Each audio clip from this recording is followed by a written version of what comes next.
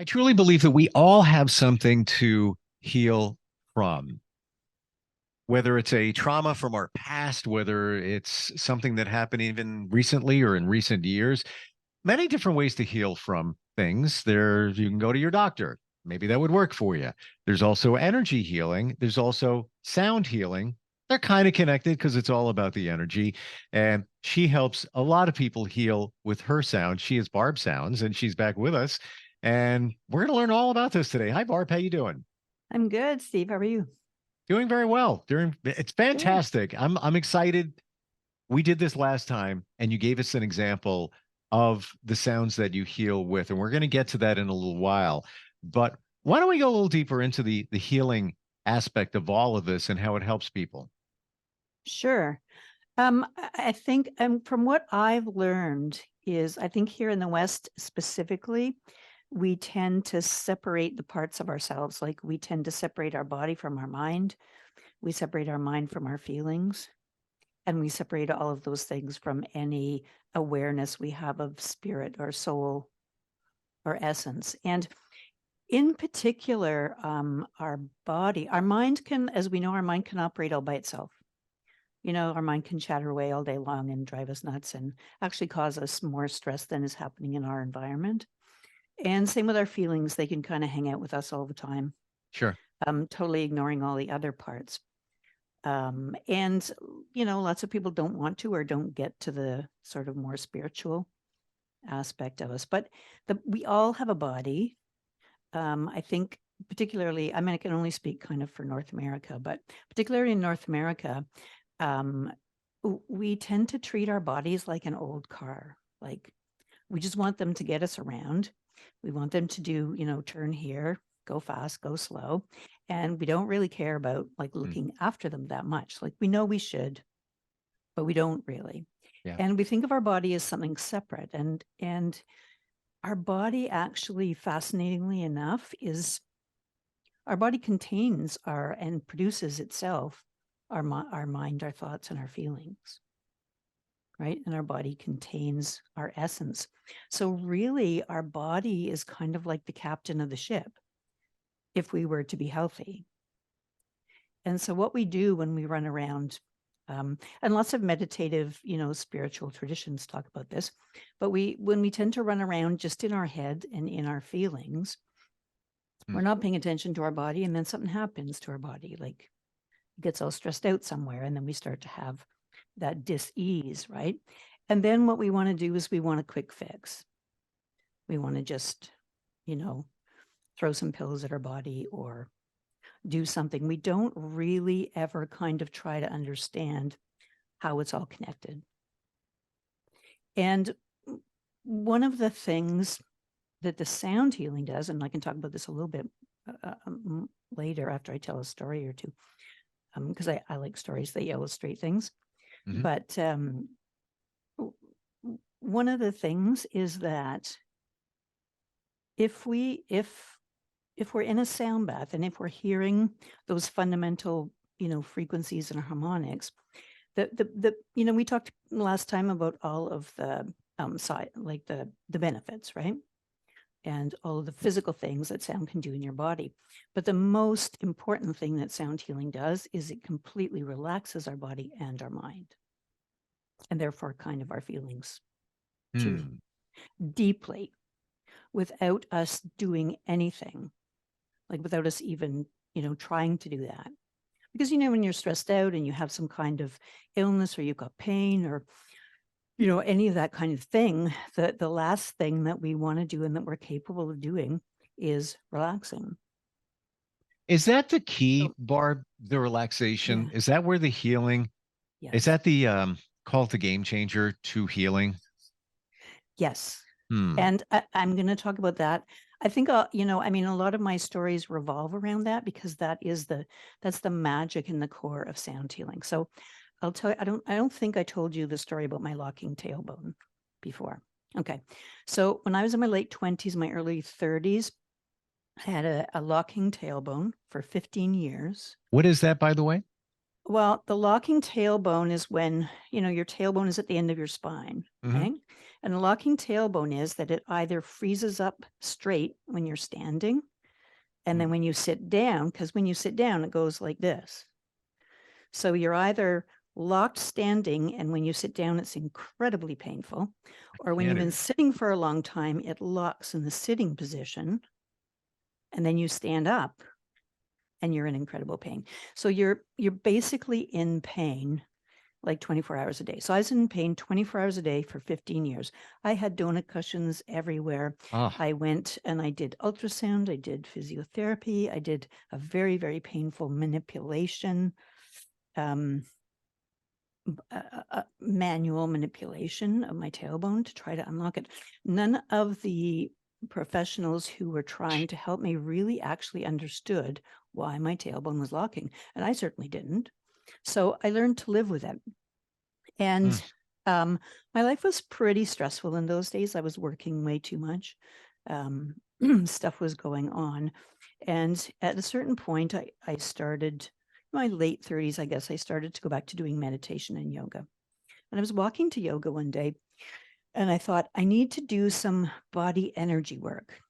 Now, I have no idea where that thought came from. I had no idea what body energy work was. I didn't just know what pop, energy, just popped in it your head. just popped into my head. Okay. So I was like, okay, well, if anybody knows about this, probably I should ask my yoga instructor because she was pretty chill. So I went up to her after class and I said, can you refer me to, I need to do some energy body work. And can you refer me to somebody? And she looked at me and she said, yeah. She said, well, let me think. Anyway, she wound up referring me to this woman who did um, something called cranial sacral treatment. Okay, so Hmm. that works with the energy flow in your body through the cranial spinal fluid, which is kind of like a racetrack, goes down our spine and up and around and through our brain. So I just talked to somebody about that today, and it was my understanding that cranial sacral Mhm. therapy is mostly up around here. And so was it being done on your tailbone? Well, so this is the thing. I had no idea what that worked, like how that worked. I went to the woman's site. I didn't understand anything she'd written about cranial sacral, whatever Mm, thing, but she looked really nice and calm. And so I thought, okay, like, spirit is telling me to do this. I have no idea mm. what I'm doing. So I'm going to go. So I went, I lay down on a massage table and she said to me, if you're a curious person and you like to know what I'm doing, you can ask questions or I'll talk, I'll tell you. Some people just like to lie there and relax. And I said, oh, no, I'm a really curious person and I know nothing about what you're about to do to me. So I want to know. So so she started and she had both of her hands on my ankles and she was doing some kind of scan. Again, I know nothing about energy. I have no clue what she's doing, but okay. I don't feel like she's going to hurt me, so it's fine. And so she's going, she's just kind of holding my ankles. And then she said, that's interesting. And I was like, what? What's interesting? And she said, well, your hips are crooked. And I was like, what do you mean my hips are crooked? And she said, well, your right hip is 2 inches higher than your left hip. And I was like, whoa. Right. And then she just kind of mumbled to herself something along the lines of like, well, just see about that or something. Anyway, and then she spent the hour like just, it was kind of like Reiki. She would put her hands in different, like here and, down in your chest and different parts of my body. And I had an amazing hour. Like I had my eyes closed, once I figured out she wasn't going to like pummel me like a massage therapist. I had my eyes closed. I was seeing colors. I could feel the energy moving in my chakras. I could see colors. I could feel it all kind of moving around. And it was amazing. And so at the end of it, I thanked her and I said, can I come back? So I made another appointment. And I went home. I had dinner. I walked my dog and I got into bed. And I was lying in bed and I thought, oh my God, I don't have any pain. No First pain at time, all. first time in 15 years. First time in 15 years, which is probably why I didn't even notice it till I got into bed and I was a little bit quiet, right? Because I was so used to having pain that I was not paying attention to my body anymore. Not that I ever did when I was younger, because I didn't grow up like Hmm. learning how to pay attention to my body. None of us do. So anyway, I went back to her. I worked with her for 5 years. It was amazing. Um, Being able to relax that deeply as I did on that massage table. And I used to joke with her and say, I could just come in here and lie down on your massage table and you don't have to do anything. Because as soon as I went in there and lay down on the table, my body just relaxed. And the Wow. rest of my life, my body was not relaxed, but I had no awareness of my body and how tensed up it was. Hmm. Hence the locking tailbone. Anyway, when I was in bed noticing this, I thought, okay, well, it must have been because of that treatment. And then I thought, well, if I wake up in the morning and or in the night and I have pain again, at least I had one evening with no pain. And it never came back, ever. Not even for one day. Now I had to learn to walk again because I was used to walking like this with my crooked hips. And so when I was walking after that treatment, like the next day, I felt like I was kind of doing like a Michael Jackson thing, right? Like I was just kind of floating Wow. along. And I just kind of forgot about it. And about a year or two later, after, we knew each other better and I'd been working with her for a while, I said, that first time I came to see you and you told me my hips were crooked and then I said, well, I had a locking tailbone for 15 years. And when I went home from that first session, it was gone. And she said, oh, really? That's cool. And I said, what do you mean that? I said, what did you do? Well, and she said, I didn't do anything. I didn't do anything to you. I said, well, then how did that happen? Because that's just like crazy that would happen. And she said, your body was relaxed. Your body healed itself. It was time. Your body decided that it was time to let that go without my Hmm. mind and my feelings even having anything to do with that. Right. But how did she get your body to relax? Well, the way that she got my body to relax was again very similar to what you do in Reiki. She was moving energy in my body, so she was moving areas of stuck energy. Yeah. Now, in retrospect, the only theory about a locking tailbone that ever made sense to me was somebody said that your glutes, they're like cross muscles that are underneath your glutes that go crossways, like from your spine out to your hips, and those are sort of underneath, you know, what is your rear end. And so the theory was that those muscles were just always like knotted, right? Like too tight.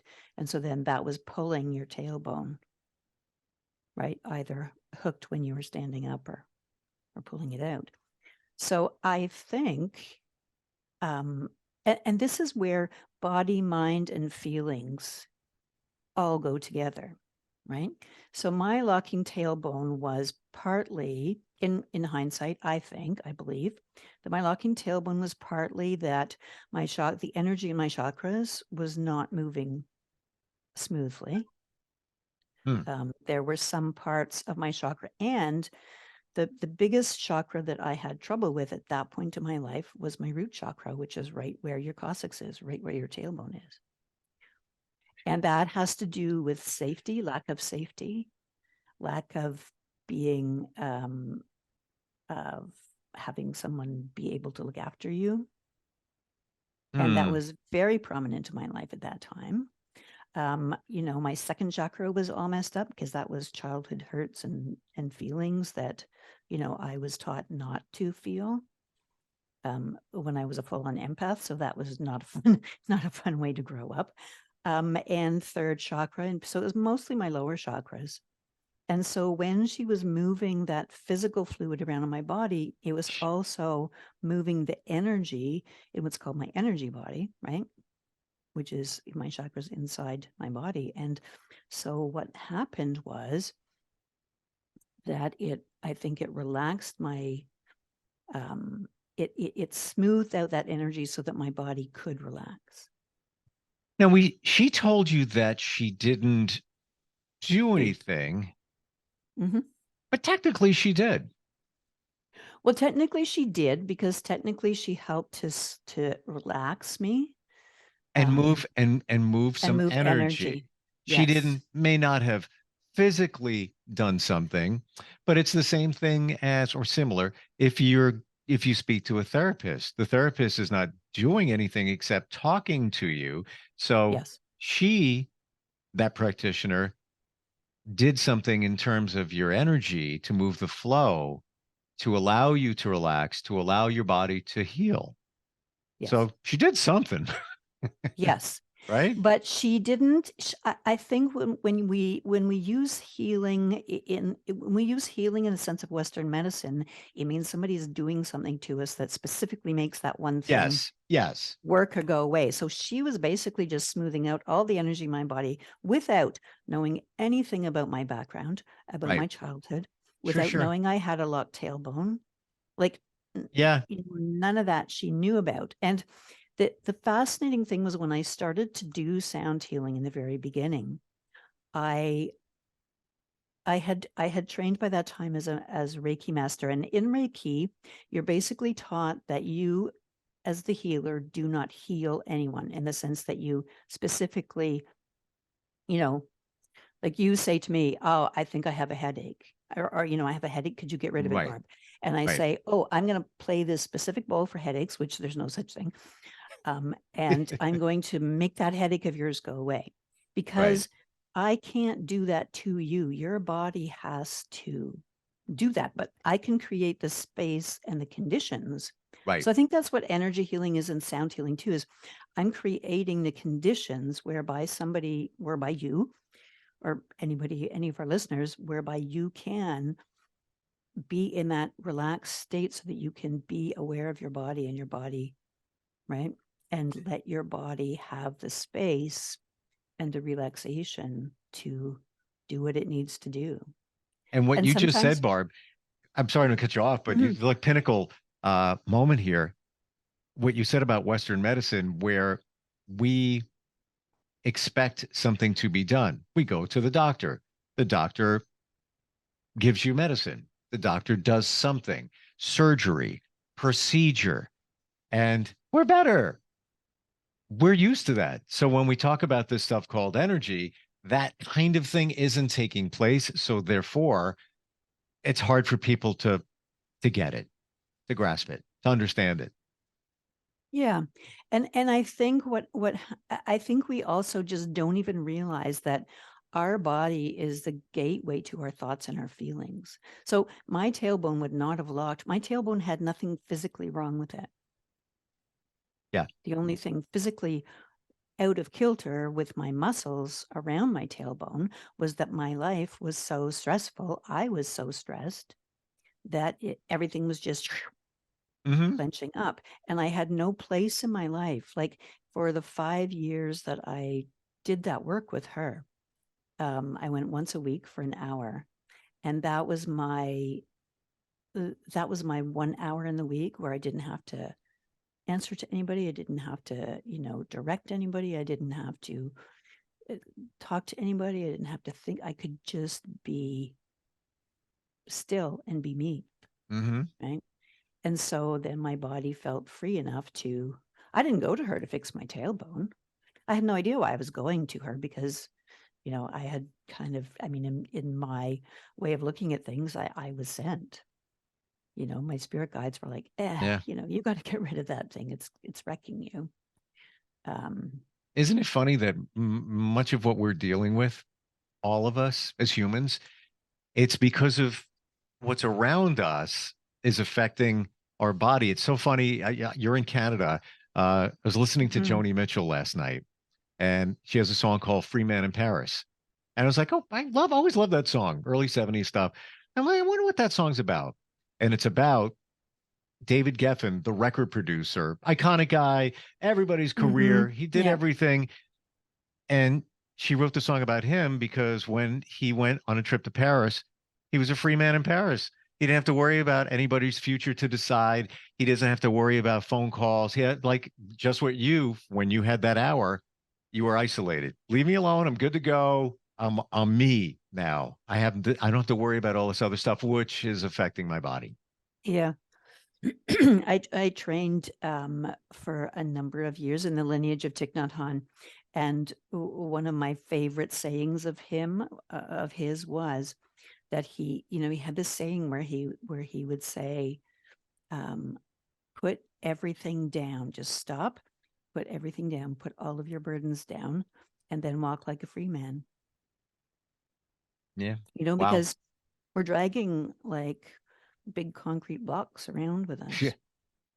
I'm just watching the time because we only have about 4 or 5 minutes left. Yes. Does that happen? That was only one story. I know. And everybody always says, yeah, we're going to do like 25, 30-minute podcast. How am I going to fill that? You will. Yeah. It always happens. I'll have to save my other stories for next week. Please. But yeah. So what are we going to hear today? We're going to focus on what in terms of sound? I'm going to just change my video over to the studio. What do you, well, you know what? I'm going to play the big one in the middle, the big gong in the middle. Now my gongs, as I was saying to you earlier, the singing bowls all work as a kind of a team. It's like a community healing event. The crystal bowls are more specific in what they are tuned to or can do. But the gongs, for me, my gongs have a very different feel of what they do for people. So I'm going to play the gong that's in the middle there. And it's called the Sri Yantra gong. I don't know if you can see it. Mm-hmm. Yeah, definitely down there in the middle. So it's a wind gong. The wind gongs are flat. They don't have a rim. They have lots of lows and lots of highs. They can crash like thunder and lightning if you want them to. I'm not going to do that today. But it's also engraved with the Sri Yantra symbol. And for me, that gong is the Sri Yantra symbol has sacred geometry in it. There's 43 different triangles etched into it. There's a bindi in the middle, which is like Indian people wear in the middle of their forehead.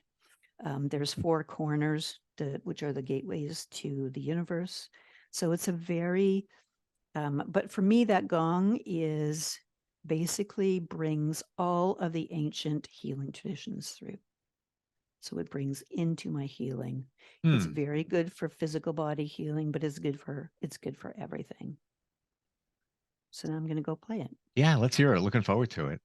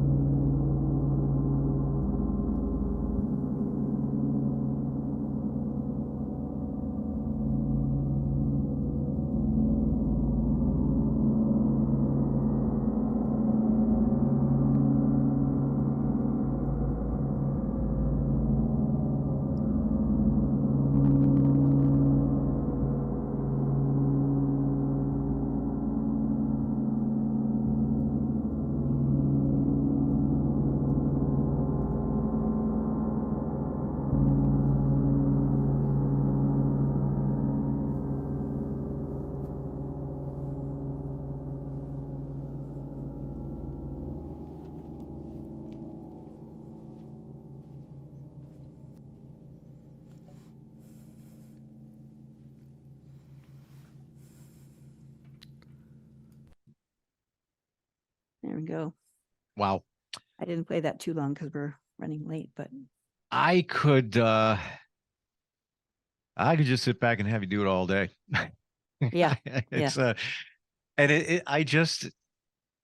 it's amazing how, what's the best description? How primitive this all is, but how impactful it is. And kudos to those way back in the day that figured out that this can help heal us. And with Mm-hmm. everything technology we have today, uh, this works and works fine.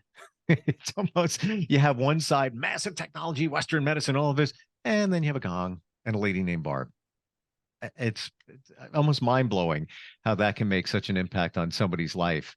Did back then, hundreds, thousands of years, dare I say, and still does. Amazing, just Yeah, amazing. it's very ancient. And the frequency medicine stuff, there's people making Mm, machines now for, pain and all the kind of thing. And so there's your electrical patches and you've got infrared machines and all the kind of stuff and the ultrasound.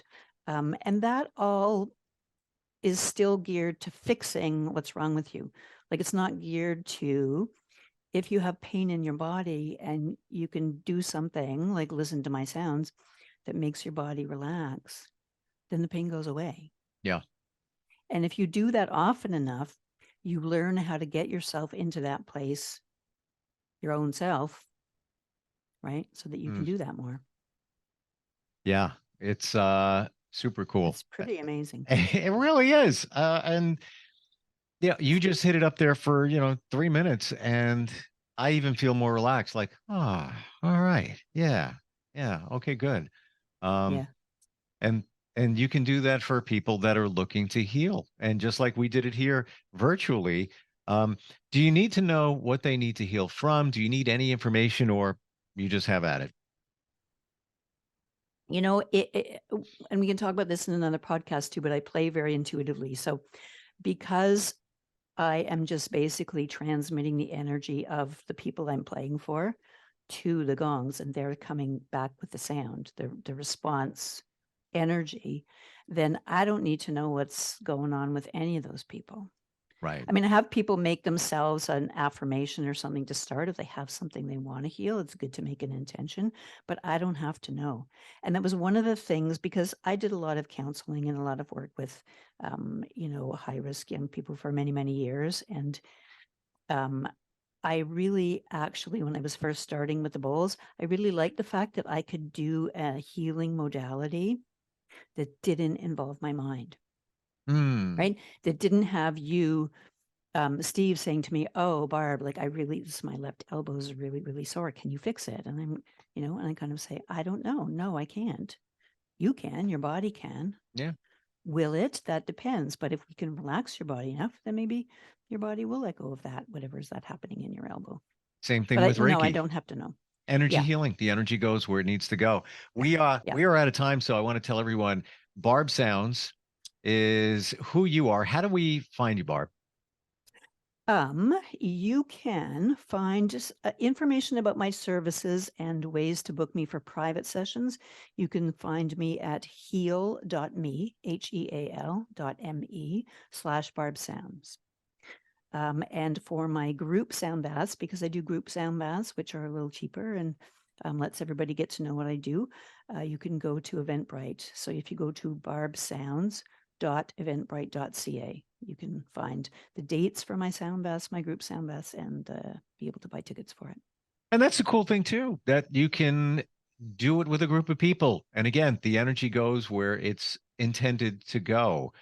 Just fascinating, and just Yeah. sounds just amazing. Barb, thank you so much. And next time I'll watch the clock better. We'll a lot more time. Yeah. Uh, Okay. and maybe we'll hit up That's the good. We can bowls do a longer one next time. I know we said that last time, but for sure. yeah. Time just goes by. Well, great talking Awesome. with you, and I appreciate it. We'll talk next time. Okay.